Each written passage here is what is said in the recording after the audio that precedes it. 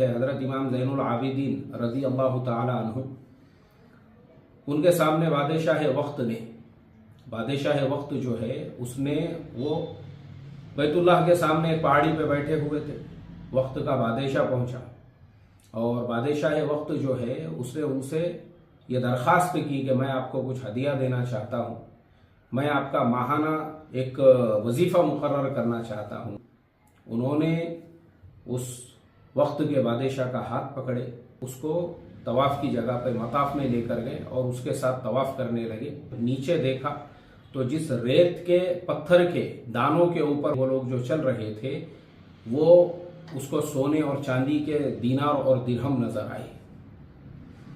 हज़रत इमाम ज़ैनुल आबिदीन रज़ी अल्लाह ताला अन्हु ने कहा, देखो जिस चीज़ का वजीफ़ा तुम मेरे लिए जारी करना चाहते हो ना, उसकी मेरे लिए ये कीमत है, ये उसकी हैसियत है मेरे नज़दीक।